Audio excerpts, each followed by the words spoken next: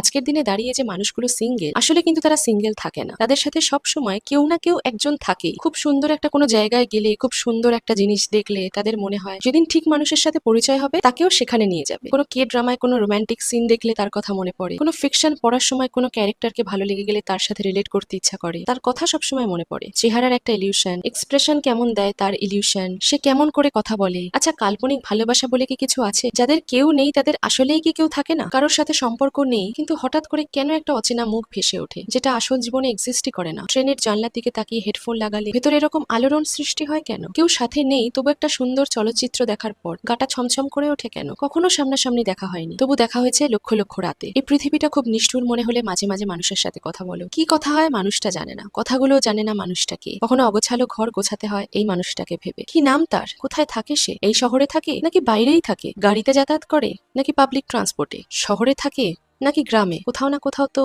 ঠিকই আছে। কি নাম তার? তার গায়ের বর্ণ কেমন? সে দেখতে কেমন? লম্বা না বেটে? কেউ জানে না।